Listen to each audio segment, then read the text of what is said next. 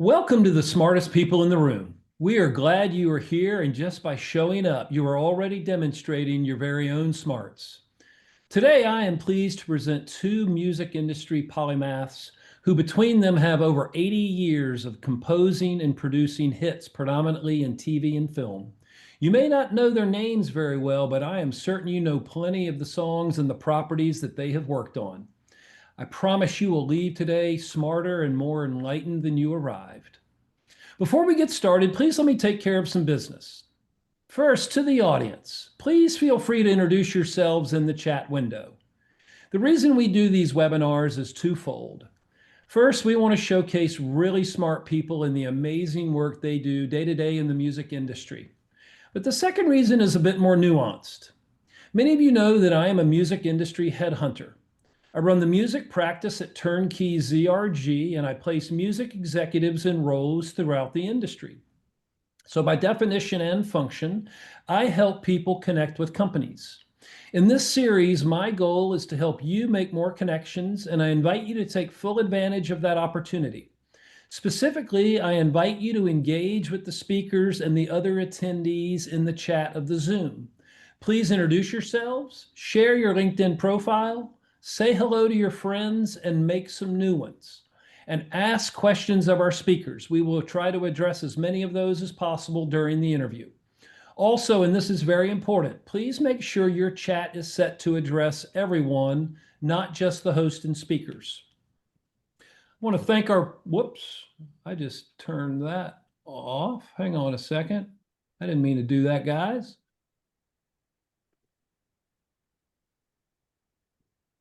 That's awkward. Oh, well, It's live. there it is.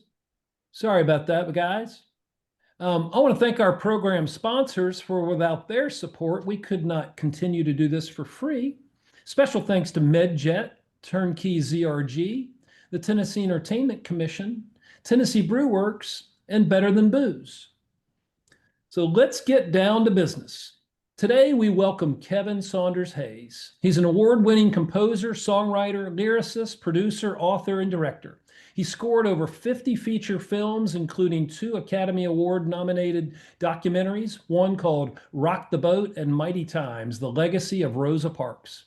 He's also produced award-winning artists, including Tony Award winner Jodie Benson for The Little Mermaid, Emmy, Tony, and Golden Globe nominee Lainey Kazan for My Big Fat Greek Wedding, Spanish classical guitarist and Grammy President's Merit Award winner Angel Romero, and Drama Desk Award winner Paul Sorvino for Goodfellas. He created the rock concert meets silent film experience called Vox Lumineer, and they currently have 9 original productions that have been touring internationally for over 20 years. Vox Lumiere, I mispronounced that a moment ago, sorry, has been featured in a nationally televised PBS special and won numerous awards, including 2 Avignon Film Festival 21st Century Awards for Excellence, 7 LA Ticket Holder Awards, 5 LA Stage Scene Awards, including Best Special Event of the Year. Welcome, Kevin. It is such a pleasure to have you. Thanks for having me. Thanks. And joining him today is Scott Liggett. Scott's a national Emmy award-winning music and audio producer who's had a successful career as a musician, arranger, composer, music producer, and executive. As a musician, Scott performed shows with Frank Sinatra, David Bowie, Van Morrison, Bette Midler, Boz Scaggs, and Sarah Vaughan, to name just a few. As a music producer, he's worked with William Shatner, all major TV networks, NFL Super Bowl, Howard Stern, Robert Goulet, and hundreds of TV commercials and network promos. He co-founded Media City Sound in Studio City, which served as a complete audio post facility for 25 years. Scott's music's been heard in over 1,000 TV shows, as well as hundreds of commercials. In 2017, his company partnered with William Shatner and created Shatner Universe, a development company in Hollywood creating projects from true crime to science fiction. His music can also be heard at the headline shows centered in the universe and signs of life at the Griffith Observatory Planetarium. Scott is a regent of the University of Pacific and founding member of the International Documentary Association, the Academy of Television Arts and Sciences, SAG-AFTRA, and the Society of Composers and Lyricists. It is my pleasure to welcome these Hollywood rock stars to our platform today. Take it away, boys. Nice. Hey Dude, there. it's like there are more credits there than I thought. Holy crap. You're Wow. you're like happening. Well, it just happened along the way, and So I think you're in LA. You're in LA. There's the awesome studio. yeah, the I think the first gig I ever had was a bar mitzvah, and I got paid playing trumpet, What, you and got paid for your first gig? I got paid for my first gig, and Dude, who gets paid on their first gig? that was the beginning of it all, you know, It's like, wait a minute, they'll pay me to do this? That's crazy. right, right, and then one thing led to another, and went through traditional music education through the school system, but always had a pop group on the side. And That's my new band name, yeah, and Group on the Side. used to teach all the musicians, you play this, you play that, and that kind of got my arranger chops up and running. And so Kevin, you're in Portugal right now? I am in Portugal, even though it looks like I'm in the basement of some dude's house that he's holding me for ransom, but we literally just got here. So it's a little later and I should be sporting a glass of wine, but it's interesting, that's like part of the evolution, but it's if we're not doing what we're doing and we're not in the studio with somebody, that's sort of where the world's come to. Like, we're doing this phone call. Once upon a time, Zoom calls or whatever were not normal, but that's one positive thing COVID gave us, because hey, if we're not there performing or we're not recording, people don't care. We decided, they don't care where we are, so we can be anywhere. So why not be someplace where it's beautiful and sunny and not as expensive as New York or Los Angeles? So that literally just happened. We got here last Wednesday late because of delays or whatever. We got in really late. And then the next morning, we're like, okay, good, we can sleep in. We're here. All the hard stuff's done. And then literally we thought, oh my God, a bulldozer's coming through the wall of the living room. They were jackhammering next door. All the buildings are made out of cement, the structure here. And so they're renovating next door. So Of that's course. it's been going on for a week, jackhammering all day, every day. So it's like the universe is just fucking with us. It's like, yeah, come to paradise. Here's what you get, smarty pants. Well, I guarantee you in a few weeks it'll all smooth out and you'll just hear the ocean. So tell me, Kevin, let's regress a little bit. Okay. Let's talk about this live stage meets silent movies, live music. What is that? Yeah. Well, thank you for letting me continue to talk. It's a crazy idea that came about literally because I needed, did your mom ever tell you wear clean underwear because you never know when you might get into an accident? That's like a generational thing. It's like there's a whole mindset like, well, you don't want to embarrass the family if you're like sitting on the gurney in the emergency room. You want to have nice underwear on. So I didn't. I went into one of those odd lot stores looking for like the cheapest underwear I could find because I just didn't have any more. And I found this bin of silent movie tapes.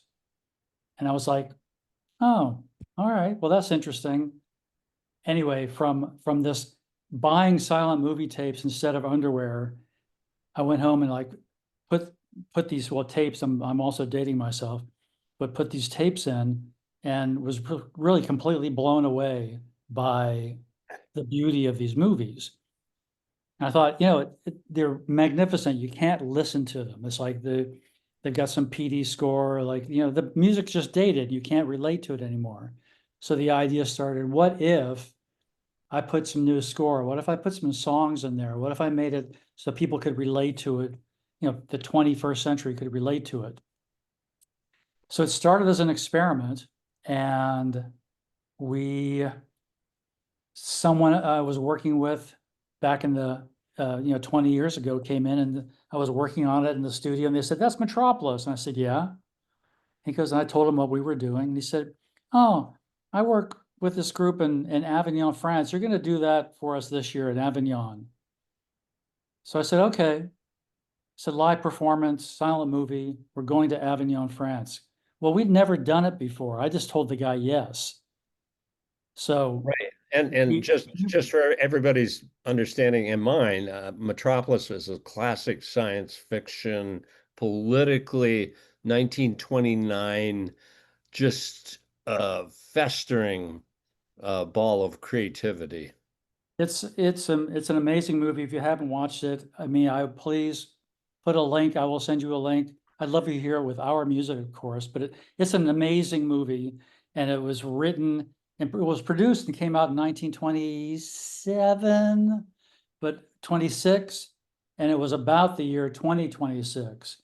And if you watch it now, it's like, oh my God, how prophetic is this movie, and how prophetic is this book? Because it's about the city above, and then the workers below, and the city above has everything, and the workers have nothing, and how that all comes to the head. It comes to head with evil robots, and just Right. stylistically, and and the things they did film wise, it's magnificent. So it's one of these, it's an experiment that turned into, we went literally to France with one performance, did this, and from that performance, it's turned into a 20-year career where I've been lucky enough to now, score a bunch of these, and we've toured around the world, and we kind of produce and make our own product. We make the product, and we market the product, and we travel the product, and we perform the product, and it's actually, I was thinking about that because that's one of the last times we talked. We were talking about artist entrepreneurs. Hmm. And I thought about that with you and your background and what you've done, starting with, you know, being in a band and telling the other musicians what to do, and then playing with Sinatra. And then you came to LA, and I hope I can say this, but Oh learn yeah. you learned, you worked for the Hungarian mob. Because as we all do, when musicians first show, you're like, you need a day gig. You need a side hustle. Yeah. You need there's your side huddle. And so you were doing that, which I think taught you everything you need to know about the entertainment business. And Yeah. and then then you started Media City Sound. But anyway, the point of all that is that, and there are a lot of people, Tom has amazing people, like, but back in the day it was business people and it was artists.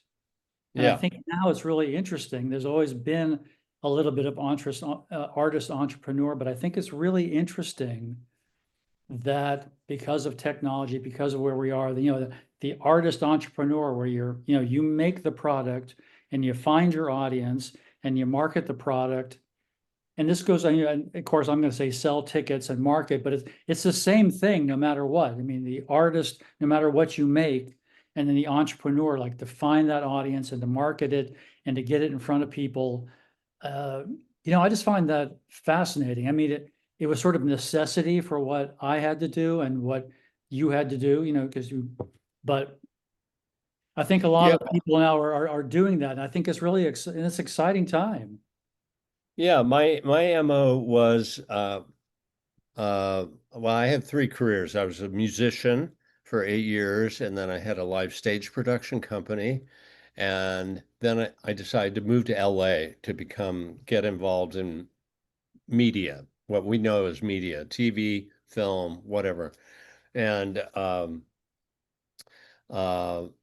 I just assumed that you would call up a music talent agency and get signed on. So I called the top music agency, the top music agency, and said, "Hey, I'm in town. I've got all this experience, and I'd like you to represent me." And they said, "Well, what have you done in TV and film?" I said, "Well, I haven't done anything yet." And they said, "Well, we're not interested in you."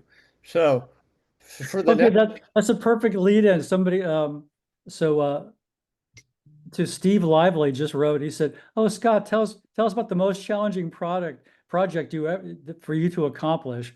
It's like getting someone, besides getting someone to pay attention to you on the phone. oh, That's a oh good my one. No, God. I want you to feel, that's a good question. I want to hear that answer. Okay, well, let me get back to Oh, sorry. Yeah, the agency. So I hang up and reality slaps me in the face. So I through my side hustle, I was selling office supplies and I got really good at it. And so much they gave the Hungarians gave me my own office, and I'd only work from 6 in the morning till 11, and then I could hustle my career in Hollywood. And so finally, I was really good on the phone. I became a black belt, and so that's part of my my talent is to cold call, which I'll get to in a minute. But I get my own TV series on ESPN with on my own, and nice. I called this TV agency up again, the talent agency, and said, I just got a TV series. Now I'll give it to you. Now will you represent me? And they said no. And so that was the beginning of my deciding to be my own manager, my own agent, my own whatever, just be Yeah. responsible for it all. I'm Well, and gonna, I think we all go through that same journey. Because I did exactly the same thing. I showed up from New York with all my commercials that I had done, like the rock star of commercials, and you show up and you have a meeting. Somebody gives you a meeting, you go in, like, okay, so let me see your reel, kid. And you put it in. I can remember that guy turning to me after about 2 minutes, he turned to me and looked me in the eye and goes, "These are commercials." with such disdain in his voice. And it's like, oh, all right, yeah, okay. So, so but that's what I'm saying. It's like whatever you're doing, and I'm trying to follow there's so many really talented people here with this I know to I have to so I interesting. have to answer Steve Lively's Yeah, yeah, answer your most challenging most project. challenge most challenging was definitely the Griffith Observatory Planetarium show. That was uh, we're talking about working with the head science writer of Star Trek who wrote it. We're talking about dealing with NASA, JPL, astrophysicists, uh, the government, uh, and musically supporting a live uh, lecturer telling this story, the universe, so the cosmos, and and for my musical palette, it was I would consider it kind of modern orchestral, um, more in the impressionistic realms like Ravel, Debussy, and all that. And that was a real stretch for me from rock and pop to. I went to a conservatory, so I was familiar with writing for orchestra, but that definitely is. And that show is still playing after almost 20 years. We've had 23,000 live performances at the planetarium. Who gets that many showing? That's fantastic. Yeah. Um, so anyway, let's talk about Oh, something else. Leo, it's like I was just looking at Leo, Zane. Hi, Leo. Yeah, he mentioned that Giorgio Moroder did an electronic disco style version to Metropolis. I I think that might have had something with why I went. I mean, Metropolis is probably the only silent movie that like I think they made us sit through in college or something. But I remember going to see it, and Giorgio Moroder is very talented guy, incredible score. Who Blade Runner. Uh, but I remember watching watching that, and it was like, great idea. I'm not so sure about the execution. And I think that, what I wanted to do with all those, because the songs were sort of placed on there. It was like a giant music video. But what we do with with Vox Lumiere is that these are scored. I mean, these tell the story of what's going on with underscoring and songs that relate directly Well, to. what's interesting is that uh, as a fresh audience watching Metropolis, you're watching I believe you had a digitize or something. It was so crystal clear, but you're watching a silent movie that has inserts, like, oh my God, or watch out to the left. But below it are 8 musicians, and my understanding that was a smaller group than you usually use, and they're performing live in sync, like to the the millisecond. So your score incorporates 2/4, 4/4, 7/8, whatever tempos and time signatures, and it's vocals. So you are you're playing bass, your wife is singing, there's another soprano, and the music is scored to a silent film, which is is very unusual. And yeah, sure, the graphics will come up, she'll go, "Oh my God." And then your vocals will go, "Oh my God." And Rich Bullock just typed in there, better have a hell of a click track. And that's exactly, there's the thing. I mean, to me, I was going, hey, I do this in the studio, why can't do it live? So Rich, you're absolutely right. It's like doing a live 90-minute scoring session. And the tempos are all, I mean, if you're listening to like this is us, and we're like calmly playing away. But the guys that, like, I'm throwing like crazy shit at them, like, just because you got to make the cuts. I didn't recut the picture. I scored the picture. So it's like, but and then it's got a groove on top of it. So like the singers are like, where the fuck do I come in? It's right after the 7, 8, 9, 16 measure, man. Come on, get it. Well, here's where I think things are going, with AI and auto tune and all these things that you just kind of don't trust what you're hearing. I'm seeing live performance as being the saving grace to I I performance. agree. I agree. There was, and I'm not going to get the numbers right, but somebody just forwarded me something. The more and more, some report about live experiences and live performance I think because of the phone, and listen, I love my phone. It's like having like the world library in your hand, but it's like because of AI and those experiences and CGI, and I love Marvel movies. But because of all that, there's like sort of the counter to that. Now people want to go and be in a room like Hamilton. They want to be in the room where it's happening. They want to, they want to feel the sweat. And some people like to sit right up front at concerts. I like, they like when the singers spit on them. They want to feel that experience. And that's with all kinds of experiences. It can be, everything from these crazy things, which I went to one recently, science lectures in bars, which is, I think, a great idea universities should take on. It's like, just serve beer in the lectures and everybody will show up. But it's really Right. fun, and these really smart people get up and explain like amazing stuff, and you're like hanging out at the bar. It's great. But it's a communal experience, and it's interactive. You can ask questions, and you go home hopefully a little smarter, but it's the same thing with music and all of the arts. So tell me about, okay, we skipped over, so two things. So tell us, how did you start working with Shatner? Oh Because God. So that's like, come on, because how many people like, oh yeah, I got Bill Shatner on speed dial. Come on. yeah, so What's that so story? I'm making it up the ranks in Hollywood, cold calling. Oh, by the way, I read trades and I circle people that interest me and I do my due diligence. I stalk them, I find out their contact info, and I cold call them Talk them in the nicest possible way, just being clear. in the nicest possible way.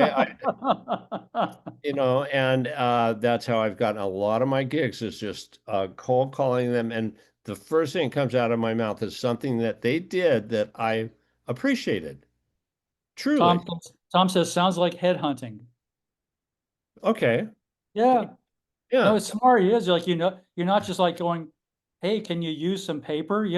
Which you did, Yeah. you also did that, but it's like this is a more personal connection. No, I just read an article that you're doing this and that. And, I have a company that does music design and production. And, maybe we should talk about doing something together and let me take that load off your shoulder. So back to the artist entrepreneur. See, you're solving a problem. There's like classic 101. It's like you're not just like asking for something, you're taking something off.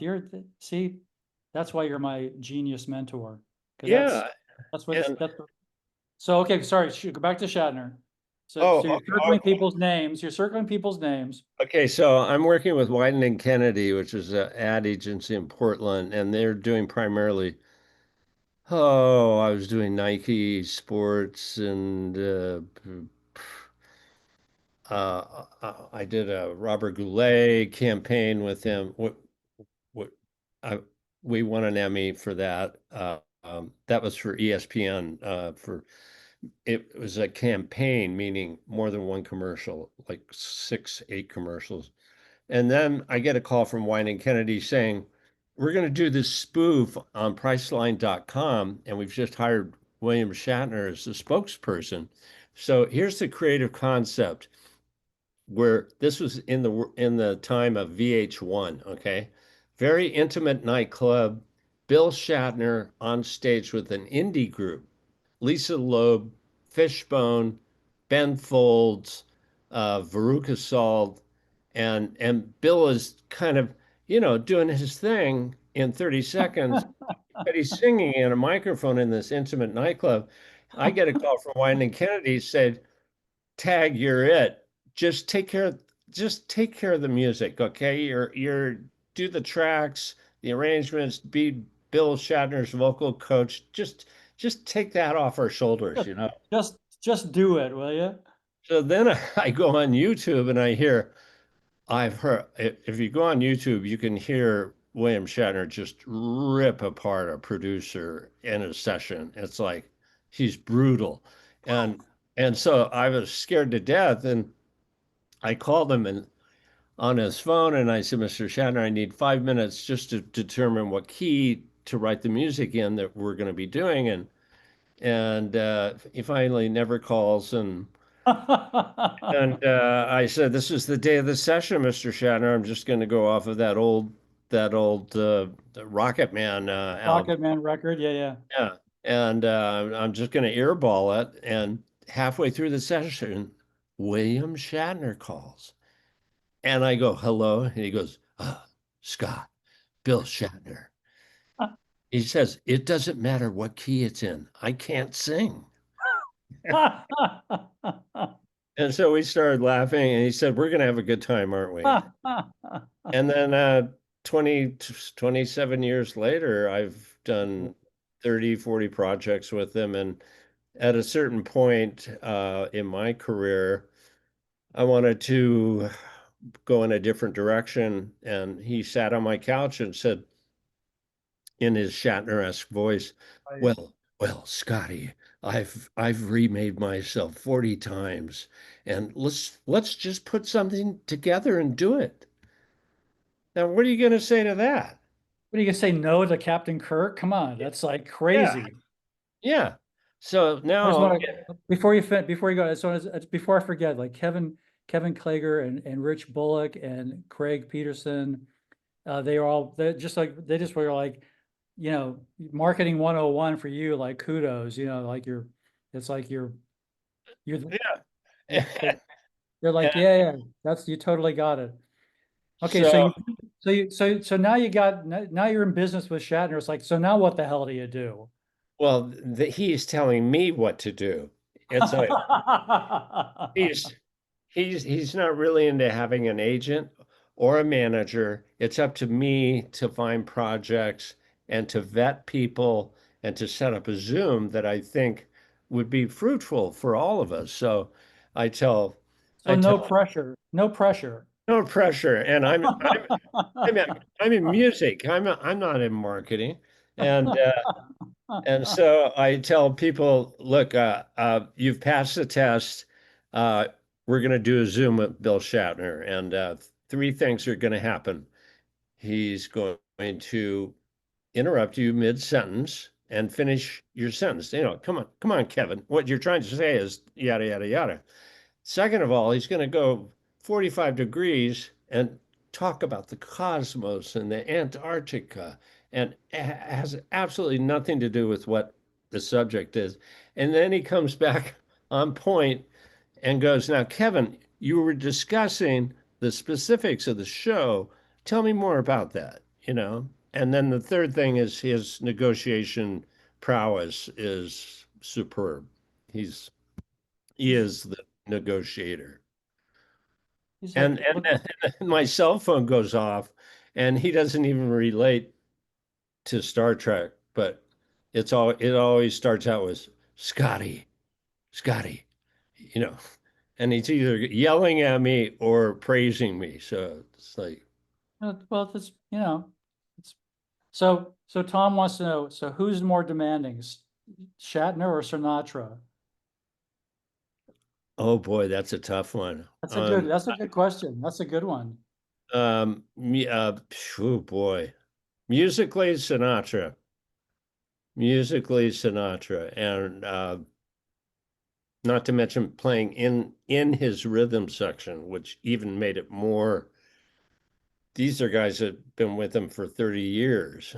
And for a new kid, a 26-year-old kid to be playing guitar, rhythm guitar in that pocket, that Sinatra swinging pocket, you either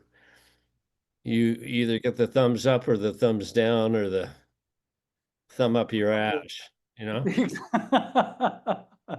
The drummer didn't even look, said, "Don't look at me, kid. Don't even look at me. Don't talk to me." Oh, Irv Kotler. Oh my God, what a powerhouse. Just an amazing. Yeah, there's a Rich knew that one. Nice. Oh, Irv Kotler. Yeah, Irv Yeah. Kotler. Who's Irv, Rich, Irv Kotler. He wasn't that friendly with a lot of people, and he hated me looking up at him during the entire show like a little puppy. I was so happy playing with one of the great big band drummers of all time, you know. I'm fucking And 26. I'm playing with Sinatra. Holy shit. Come yeah, on. listen. Uh, okay, let's switch subjects. Uh-oh. Um, What do you got in mind? uh, I don't know. It's Oh, I that's right. Oh, I'm go ahead. I'm one of the founders of as we talked about, musicians should be well-rounded as far as marketing and all that. So Right. we have a new degree in there, and there are other degrees, especially going back to Berkeley School of Music in North Texas State, about preparing you for the music industry and So not. this is up at University of Pacific. We have a new degree, a music industry studies program, which teaches you everything: marketing, publishing, getting yourself out there, recording. We actually have a full-fledged recording studio on campus. And we're small and mighty. We're not UCLA or anything like that, but it's a really good environment to prepare someone to enter the whatever discipline in music interests you. You know, the publishing, the arranging, the No, I perform. think that's something, back to our, you know, my little artist entrepreneur thing, but I've said more than once that because I went to school and they kick you, you're young with your 4 years. It's like, great, I know my scales and I know the difference between 16th century and 14th century counterpoint.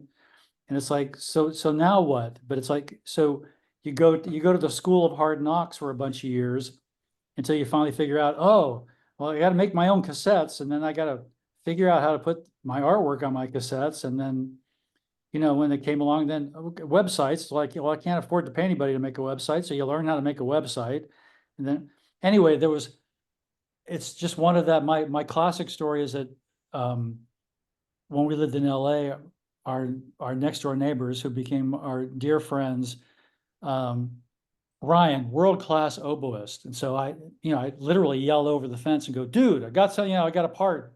Come over here and play this thing. I got to, I got to get this cue done today. So he'd come over. And so I'd do that a bunch of times. And then like 3, 4, 6 months later, it's like, Ryan, it's like, why haven't you sent me an invoice? And he kind of stops and he gets a little sheepish and he goes, I, I don't know how to do an invoice. Oh my It's God. like, dude, this is music business. So first of all, when I'm done kicking your ass, then I'm going to sit you down and we're going to like learn how to do an invoice because it's I think there's a lot of that where it's like, great, I got all these skills. You know, we do, I think you should give a course in like making phone calls. Well, We don't really do that till later on, but at least how to put together an introductory email. There's right, a whole right. art science to like doing that as well. It's like just like you said, like calling people up saying, offering to solve a problem and not just Yeah. like asking for something. Yeah, I would say emails are on the low totem pole, looking for work. I think the direct contact, as painful as it is, and as shy as a lot of musicians are, you can use that shyness to your advantage. I do it all the time because basically I'm a shy person, and that person on the other line can sense that. They can sense I'm not a car salesman.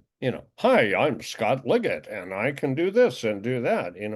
I'm kind of stumble on my words and I'm awkward. They can tell you know, on the other end, I'm saying, help me out. I'm trying to convey a message here. And That's I- how you sold all that paper. yeah, I did. Nice. I did. Sold a lot of paper and pens. Yeah. No, Uh, but I think so. But I think that's great that they've actually got a course now that it's like great. You're like you're the best player in your class, but now it's like let's figure out how to package all that up and market that. uh-huh.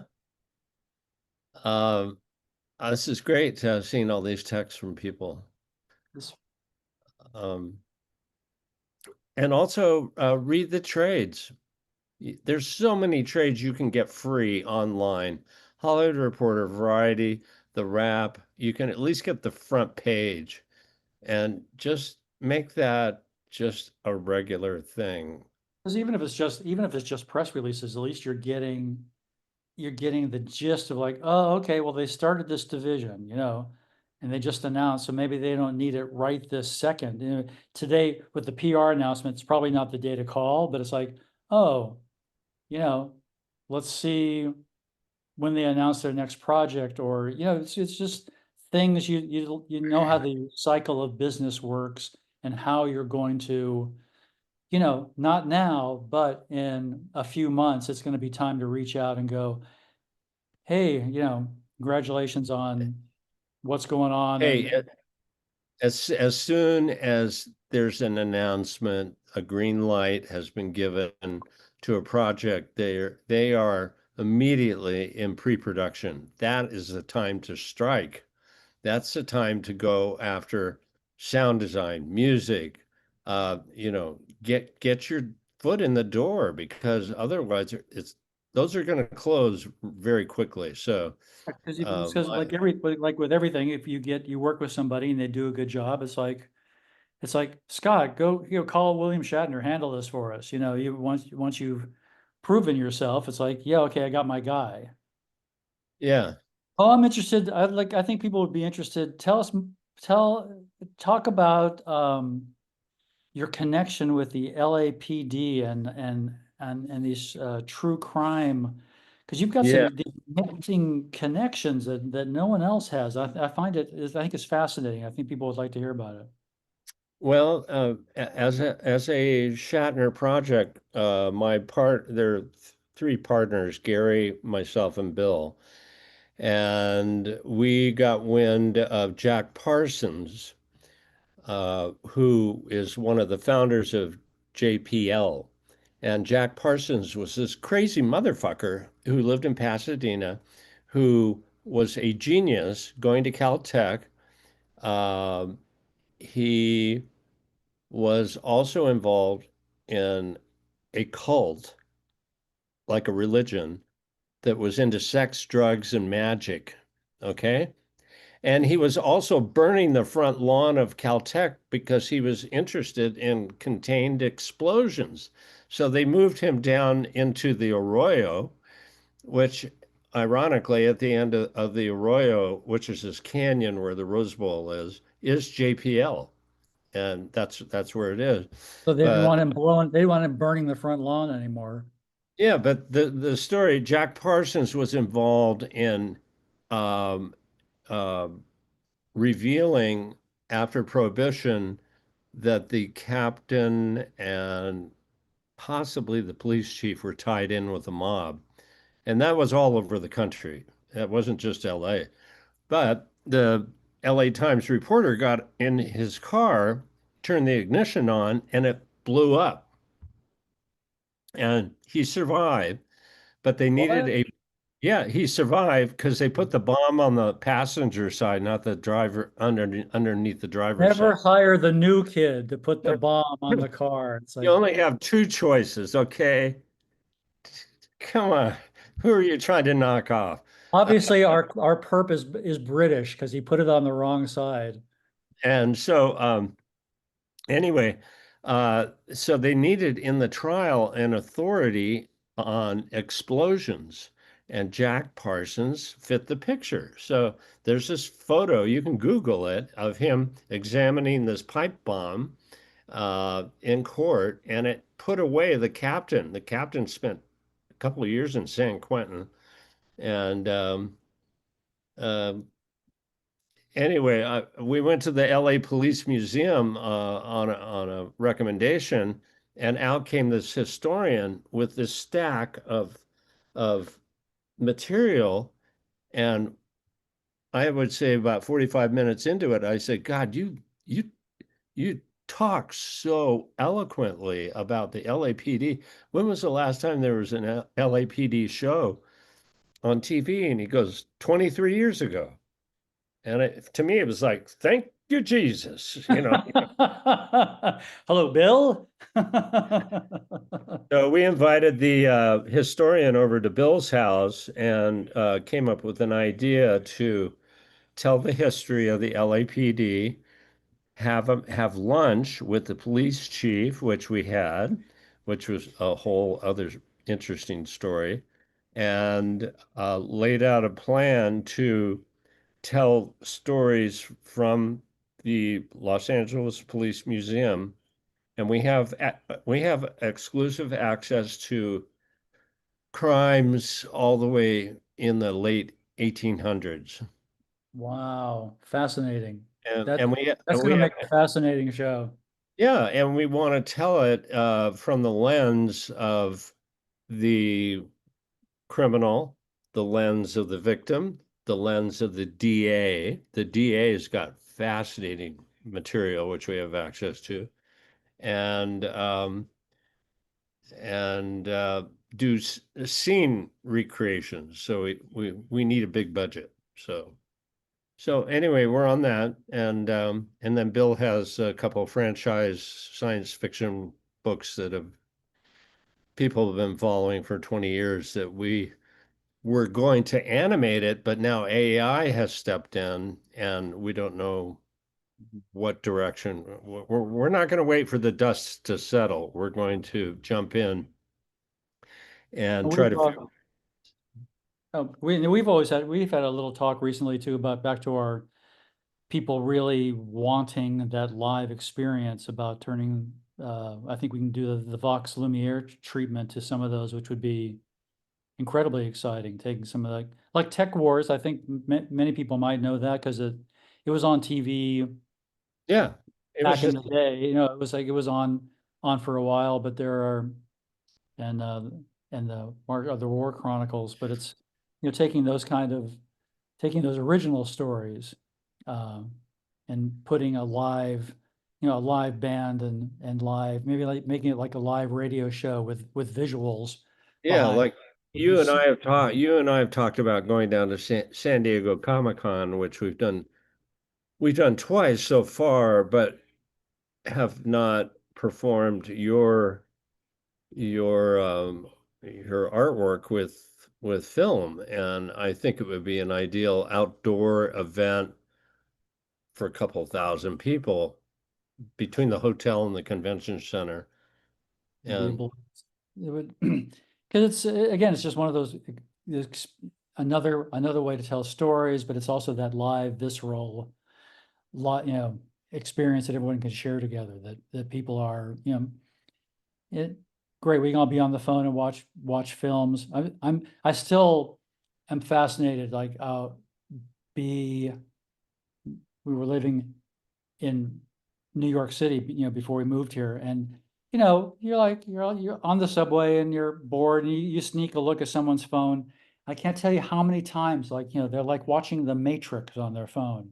It's like it, and it's like okay, it's better than looking around the subway, I guess. It's but that's one experience of it, but opposed to being like, oh, and not just a big screen experience of the Matrix, but like that's where I think Tom next week has one of his guests they're doing there's some groups doing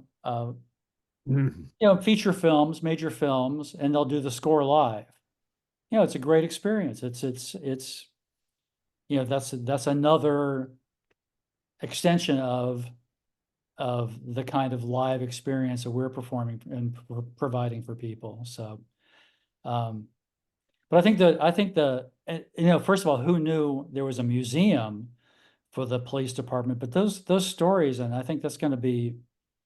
I mean, I don't think you're the only people that have access. Your company's the only one that has access to those. I think that's going to be a fascinating series yeah, when it we comes to. almost did the Jack Parsons story because it was so interesting. He eventually blew up in his laboratory on Orange Grove Boulevard, and they think the police, got back at him. But what was interesting was they aired a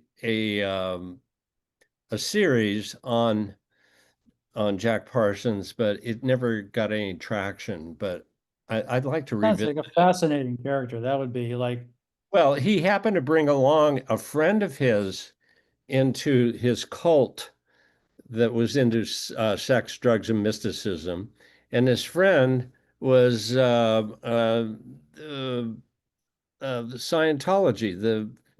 What's his name? somebody in the chat. Quick, save us.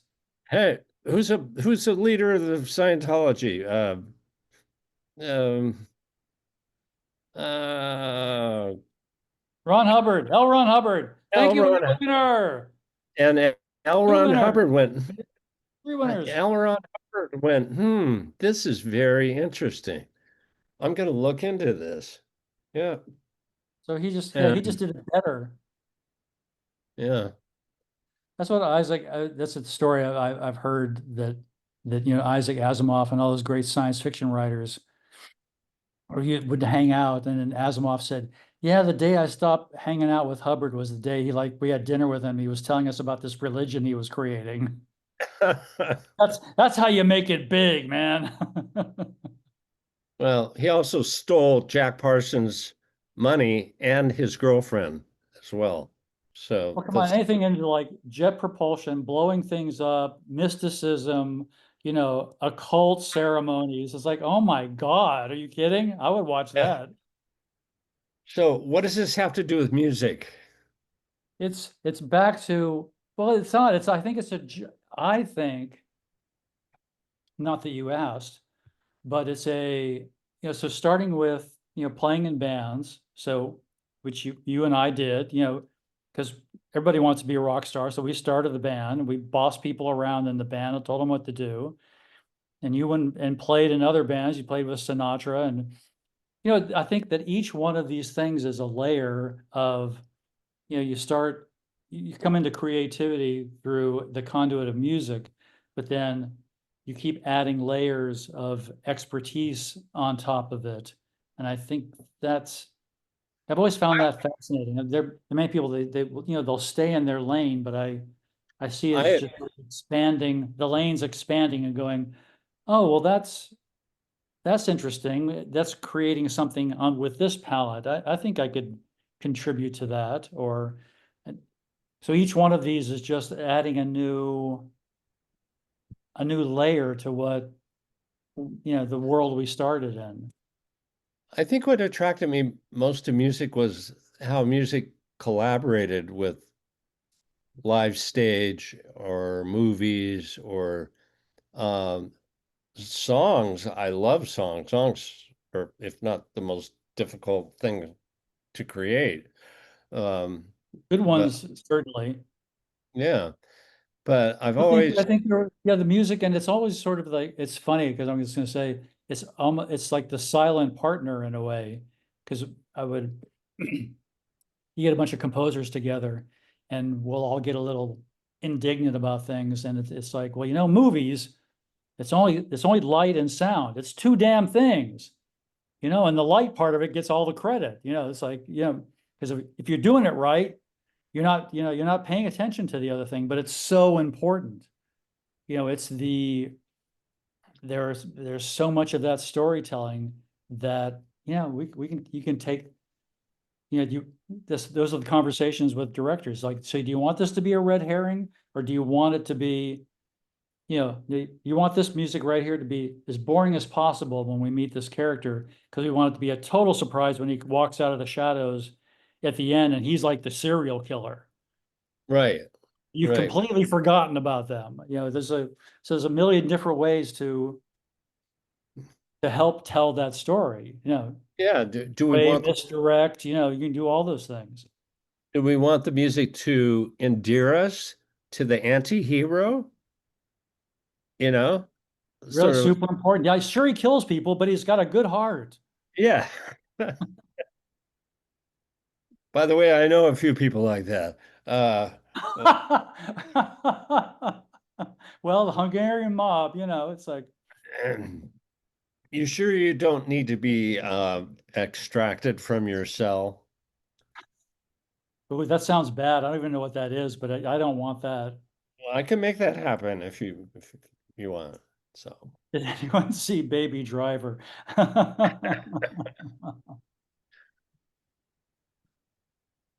So oh, I know what else I wanted to remember to ask you about, because you was a was this, and I'm not going to remember, but I'm going to set it up enough so you can tell. But you went and were working with a school, the music school for the blind. yes, Tell yes, me more about that, because I found that fascinating, about working with the turn that they had to create a special new yeah, curriculum to teach the yeah. music. Yeah, I'm getting very interested in the power of music. In the conservatory I went to, we have a degree in music therapy. And one of our new regents, whose husband is an ophthalmologist, brought to my mind that there is the Academy of Music for the Blind in Whittier here in LA. And I would be more than welcome to come down and visit one of their sessions. And I was just awestruck, and I need to pursue that. Thank you for reminding me. But it it it what I got two phone calls from two ophthalmologists. Kids are either born blind or they become blind. Ray Charles became blind. My friend Ellis Hall became blind. And this academy was started by Ray Charles and Dave Pinto, who's one of the hottest piano players in Hollywood studio session, who just stumbled across teaching a blind child to connect, with the arts. And um, it's interesting that the children that are, this is what I've been told, the children that are born blind use the cortex used for sight, for hearing, and and the kids that are not are become blind, utilize another function. But regardless, it's miraculous to see uh, how important it is to their life to have this connection to music. And look at all the stars, Ray Charles, Ronnie Millsap, Jose Feliciano, the Stevie list, Wonder. yeah, Stevie Wonder. And so anyway, my intention is to get some more people behind me and infuse the techniques that this guy over 30 years has created to teach blind children not just piano, but drums, wind instruments, using a computer, and infuse it into the music therapy program because there's no college that has embraced this at this point. And I'm a regent, so I've got some sway to push this along. I got Well, you should, I remember you, I think you showed me a video. I mean, someone teaching, it was a, small class, but they were having so much fun. It was, I mean, it was all laughing and like, and then he would teach them a riff and they would like, and then it would like, bam, it would come back and be like perfect. And then there yeah. was just like lots of laughing. It's like, damn, I wish all my music school was like that. Time's almost up. We just Wow. got started. Yeah. It's crazy. Um, so any of So the that's all. disciplines, music therapy, by the way, is going to increase significantly. It's not only utilized for the newborn or the sightless, but for the the the ending of our years. That's the last thing to go. My mother had Alzheimer's, and to calm her down, I would bring a boom box with music from the 40s, and it would immediately calm her down. That was something she could remember. It was very powerful. It's true. It's just when there's something called the National Enquirer that sings, volunteer group, 70 to 100 people that sings every year in LA Christmas. We go to the hospitals and go to the actors home, and it would be people, sitting in chairs in the aisle, and you come through singing, and it's like, they wake up. It's I think music, Well, I think music therapy is going to really like be curing more, it's like really we should be using music because it really does cure, it does make people healthier. What is it? not I mean, drummers are like they're playing, they're playing gigs until into their hundreds. It's like it's yeah, crazy. not to mention Tony Bennett and Johnny Mathis just announced retirement. You know, Amazing. and off stage they were pretty dysfunctional. Yeah. Sir Tom, Uh-oh, time must be up. Guys, I hate to cut us off, but out of respect for your time and the audience time, it is time. But this has been fascinating. I wrote a note in the chat earlier. This is spitter gold. The stories that you were telling, the wisdom that you were espousing. This was fascinating. So thank you very much. And on behalf of the audience, let me say to both of you, thank you for the body of your work. My God, the artists that you both have worked with, the catalog of music you've got your fingerprints on, just absolutely astounding. Um, to the audience, I told you you would leave smarter and more inspired today. I think we delivered on that. And finally, Kevin, let me just say this. Thank you for bringing Scott to the party here, and especially doing so from Portugal, for crying out loud. Well, it's my pleasure. Like I said, that was my initial, I wanted you to know Scott and everyone to know more about him because he's my friend and he's so, as you can tell, we've got wonderful stories and he's into so many wonderful things and he's my friend and mentor and I want him to be able to share his wisdom with everyone. So I'm glad I was able to bring him to the group here. Well, thank you very much. Tune in next week, Thank you. folks. As Kevin mentioned earlier, we're going to touch on some popular, similar themes next week with different people. But in the meantime, just be nice to each other. That's all I have to say. Amen. Amen. Thank you, Tom. Thank you.